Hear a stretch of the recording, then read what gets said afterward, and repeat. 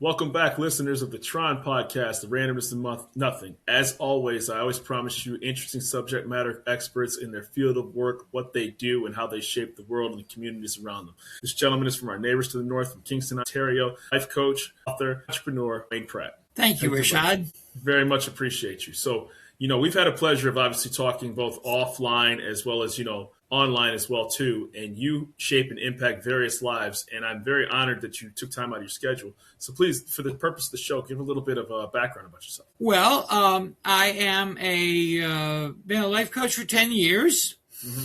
I have a resume that's over 4 pounds. I've tried many things, including banking and accounting and sales, and but I found that trying to help others as best I could was what I did best. So I've been doing that as well as I could for about the last 10 years, and got registered with Jack Canfield's program, so that helped me at least use a language that was popular, and wrote a book called Freshly Brewed Coaching. Woo! Yeah, I got a chance to look at that too. And so I think sometimes people need direction in life. And, we talked earlier where it's ultimately up to the person that receives the coaching to take and act upon it because, people get the fresh binder, they get a nice haircut, they get, they attend a nice session, they're pumped up, they're juiced. And then a week later, in this case, sometimes they'll attend a session. And then a year later, you'll say, hey, what did you take from that? And the binder's still never been opened and written in. Business cards are still in there. And you never acted upon it. So procrastination, you have like a sugar high from attending something, but it's what you do behind the scenes that ultimately matters the most. Correct. It's the accountability function that makes basically training internal instead of external. Right. And so where do you find people at stages and what stages in life, right? So do they come to you, at certain stages, certain ages, certain work status or things like that? Man, that sounded like a poem. Certain stages, certain ages. I love it. Well, one, there is the referral.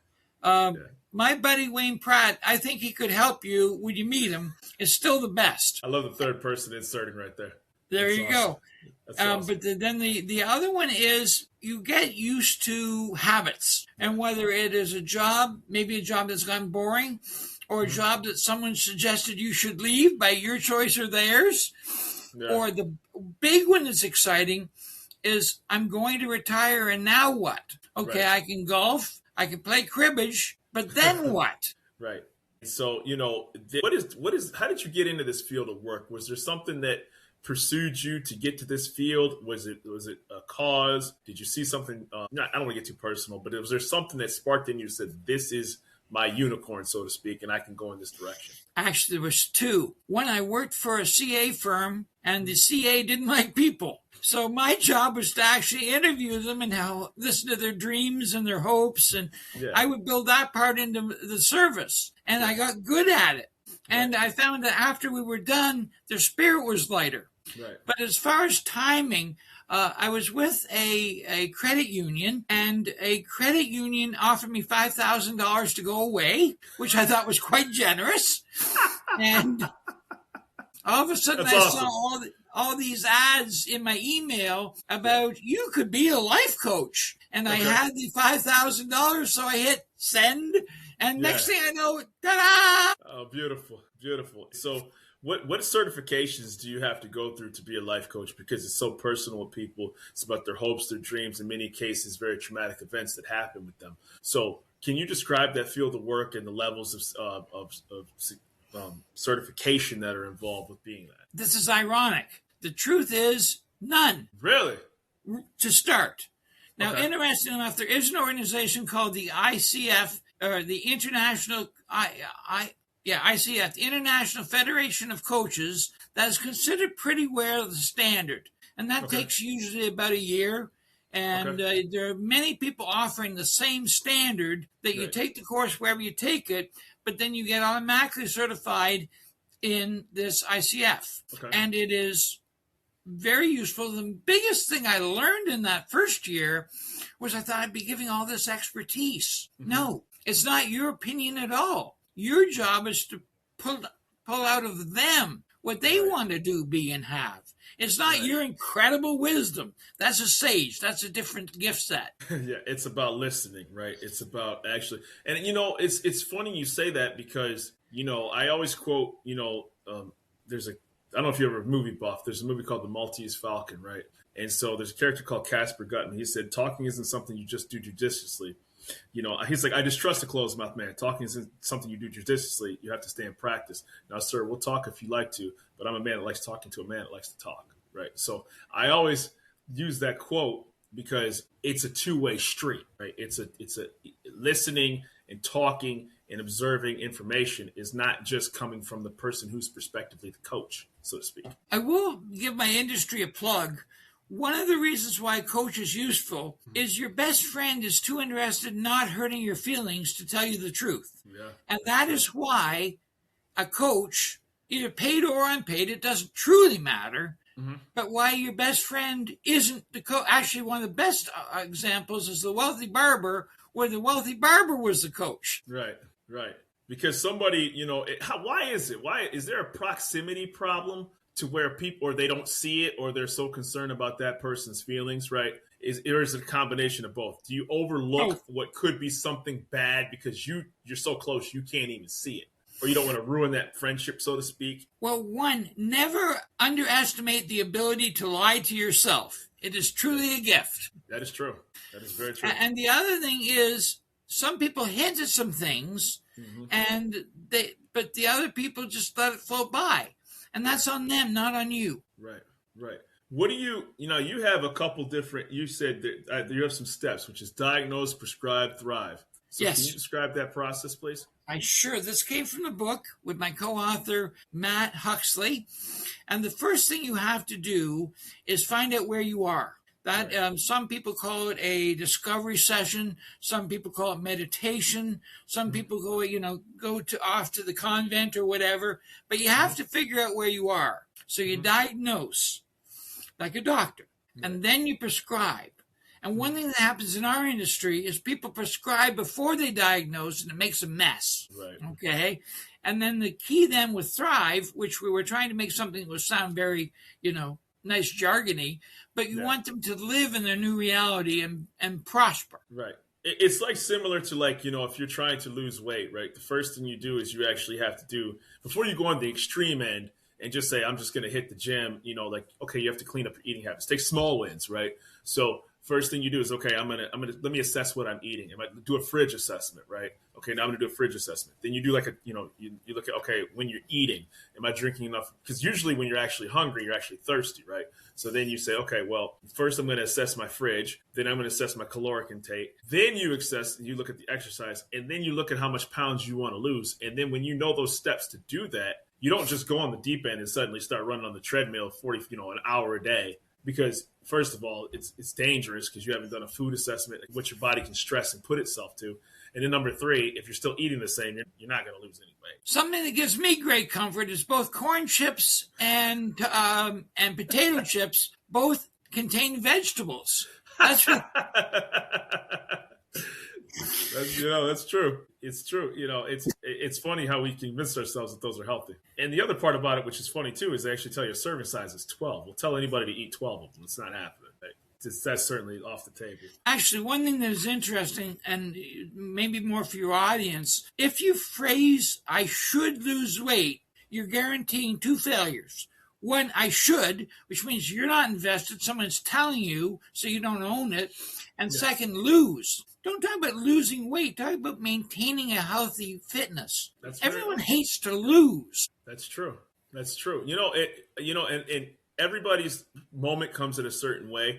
So when you reach people at that critical junction in their life, in their career, in their personal beliefs and struggles, what's that like when somebody gets involved with a life coach? Because that takes a lot of ego swallowing as well too. That somebody actually can come out and say, you know what, myself, my inner circle, my spouse, my pastor is not necessarily the answer to what I'm seeking, and I'm willing to go outside of that respective circle to get the answers that I'm looking for. Well, I think it comes down to what you've tried and failed. I think a pastor could be very helpful based on the relationship of the pastor and how invested they are in you. But I think it comes down to knowing you have that toothache and when you decide to do something about it. Some people go years with that metaphorical toothache and do nothing. Right, right. What can you describe a little bit about your company? It said, what was the book that you were writing? The name escapes me at the moment. Well, the name of the book is Freshly Brewed Coaching. Freshly Brewed Coaching. Can you describe and the book, neat thing please? about that is my mission is to democratize coaching. The C-suite's known about coaching for a long, long time. The CEO, the CFO, the CMO, they all know about coaching. But if you ask the guy who runs the hardware store about coaching, he thinks it's getting his 9-year-old better at soccer. Yeah, right.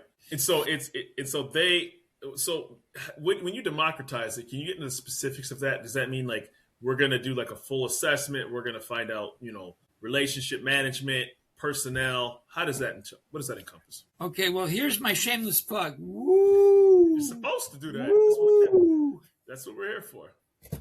But the first thing with this concept is we wrap the coaching in what is known as a business fable. Most people don't want more coaching. They don't want to be yelled at. They don't want to feel like they're in their vice principal's office when they were 9 years old. So the key is to make it a story. Right. And then glom on this story, the didactic, the teaching, and then have them read the story and then go back and read the teaching. And then if they, depending on whether they just teach themselves or get in line with the community with us or other people, that's where the change happens. That's beautiful.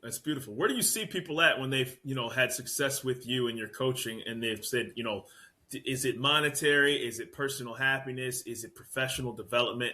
Do you go to businesses and organizations, and what's the size and scope of the work that you do? Well, I like to work with the solopreneur, the small business. Okay. But one thing that's interesting is it goes all the way back to Zig Ziglar. And, 50 years ago, the idea is that you have this wheel and that you have 6 or 7 areas of your life, depending on the name you want to call it. And where are you in this? And where are you with this? And where are you with this? And much coaching, for some reason, they only pick on income and vocation. So what we have is a lot of vice presidents that are failures in the way they treat their community and the way they treat their kids and the way they beat their dog because they never looked at the whole wheel. Right. And so it's a very narrow viewpoint of what coaching actually truly is.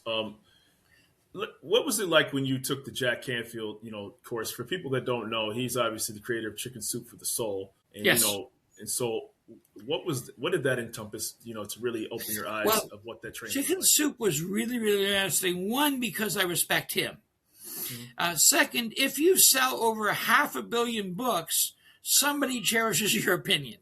That 500 million means you're credible. It's like being coached by Oprah. Right. Oh my gosh, yeah.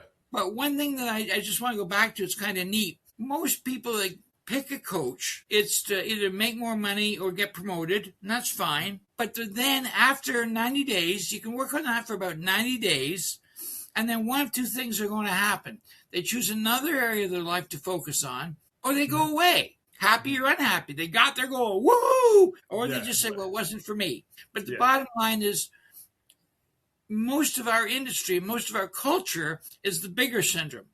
I want a bigger boat. I want a bigger house. I want a bigger car. I want a bigger. I call it the 2 feet syndrome. If your boat's 2 feet bigger and that's the only, you can never get another where you can't get 2 feet bigger, even if, anyway. Right.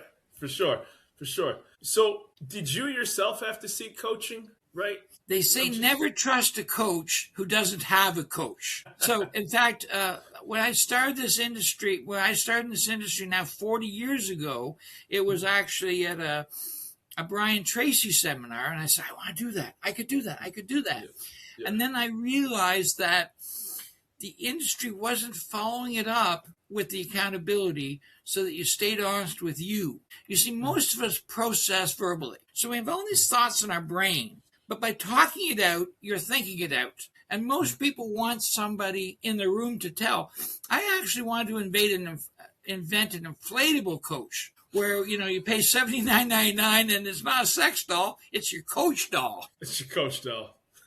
Just to be able to go back and forth. In the age, honestly, of AI right now, I mean, you're not too far from that. I mean, you could probably, I'm sure somebody very talented right now has that exact same bot that somebody could put in their living room or in their study and input the information and spit back to them, the necessary information. I mean, I can't imagine that that's not down the pipeline already. It is. It's happening now, but the problem is, A, it tends to be generic. Of course. And B, if it's a bot, there's no price for being wrong. If a person gives you really, really bad advice that sounds really, really good, that's on you, not on the bot. That's 100% true. That's 100% true.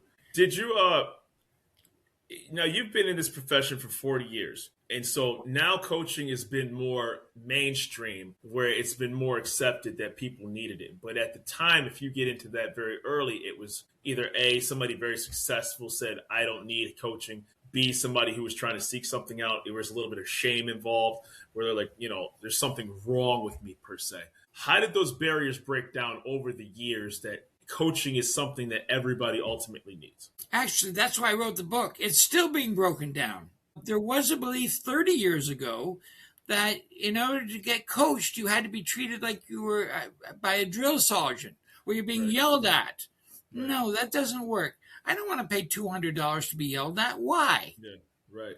It's it's kind of like, I remember when they used to do like those weight loss shows, like, Biggest Loser and things like that, and I would say, when they talked, and I'm not saying those people weren't qualified, but then you would hear like personal trainers or nutritionists, they say you can't take somebody from one extreme, from that far down the pendulum to suddenly tell them they need to lose 150 pounds in an intense way, right?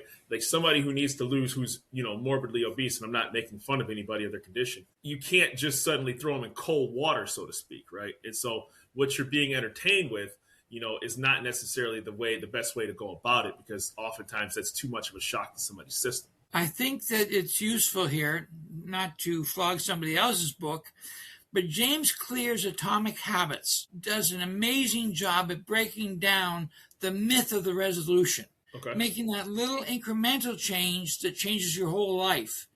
Sure. It's James Clear. He's very easy to find. You just type him into Google, up he comes. Yeah, that sounds like very, and I think, I do think that the small wins, because you feel, it's like when you go on that scale, right, and you lost like 2 pounds, right? Because then you actually physically see it come off, right? You're busting your butt, and then, or you fit into that piece of clothing that suddenly you're like, man, I couldn't fit in that shirt for like a year. And now all of a sudden, like, I'm wearing this comfortably. And so, that even if psychologically there was a win and it's your win and you can own it. So I think there's something very powerful to say about that. Now, what's it like with an onboarding process? Like, how do you take somebody through a respective session of coaching? Well, this is actually not universal. I'll tell you what I do, and then it'll give you some insight. It starts with the meeting. Fundamentally, you got to get I have 3 kids, my dog's name's Fluffy, and whatever, so there's a relationship built, okay? And then you try to hear what they want. Right. Now, I want them usually to go and do some goal setting, either with, a course or with a grid or with me or wherever, so they lay out what perfect would be. Right. And then it's not so transactional.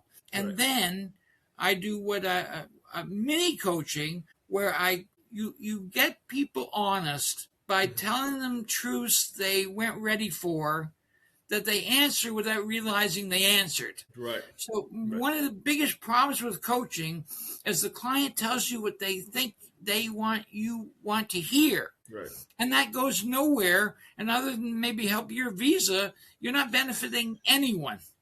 Right. So what you want to do then is, what do you mean by that? Mm-hmm. Okay, I heard you say this. Is this what you mean? Mm-hmm. It's called the regenerative question. It's the question based on what they told you in a way they can't answer it yes or no. Right. And it's funny you say that, because they always tell you never ask do, did. Always ask what, why. Right. Like those are the kind, it sounds like a cliche, it does, but ask yourself when you talk to somebody, do you or did you? It's a very short response. Why? What? For what reason? Right. Yes. So it's those little things in a sentence that can formulate a very, detailed response from somebody. Because ultimately you want them to reach a higher plateau, whether it's financially, emotionally, career. And I think that that's very important to get in depth to what exactly makes them them. One thing that you didn't mention, but you mentioned around, is one of the crises of a coach. It's when you want more for the client than they do, and you got to release that. You may say a very clear thing laid out for them in your mind, but they don't want it either because they're not ready, or it came from you, not them. Right. And when you think you have a plan laid out with them and they don't want to do it, that's very, very hard for a coach because they don't feel like they're winning in the interim, even if that visa did hit. And the reality about it is sometimes the coach has to fire the player, right? You know what I mean? Like, I know it sounds like, I know that sometimes it's usually the client that's saying, this isn't working for me. But if you're going to a session and they're not opening up and, at some point you can sit back and say, listen, Bob, we spent 4 weeks for you trying to get this out of you. You're not giving me this piece of information. Unless you're going to give me this to get you to another level, it's time for us you may need to seek different services elsewhere. That's the key. I recommend every coach that's practicing have at least 3 or 4 coaches with a niche so they can get them out of your client base into theirs.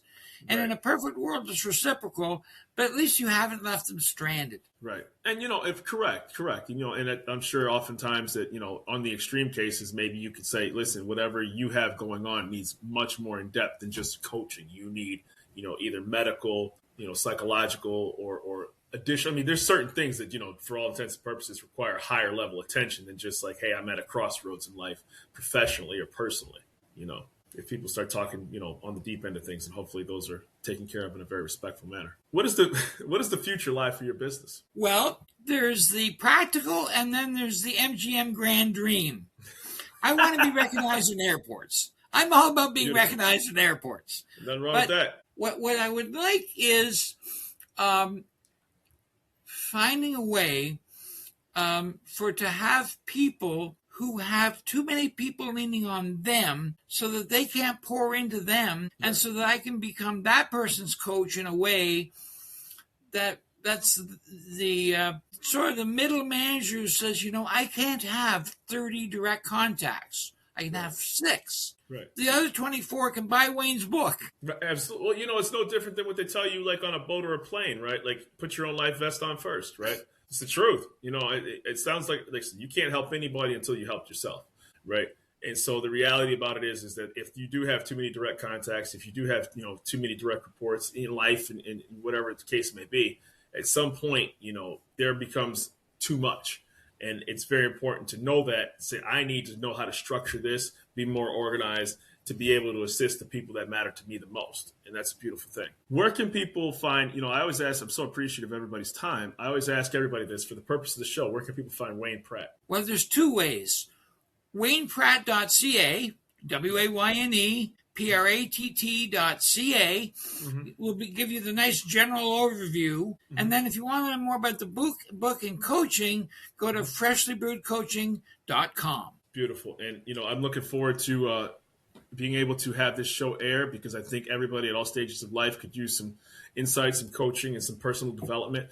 And, the old saying is you're not too proud to beg. You know what I mean? So if you're willing to go out there and seek professional services, Wayne Pratt is a very good resource, and I'm honored that you took time to be on the show. And the nice thing about being in Canada is if you're more than 100 kilometers away, you're an expert. That's awesome. It's been an absolute pleasure, man. I'm so glad we finally got him a chance to make this episode. Thank you, Rashid. It was an honor. Appreciate you. That was, yeah.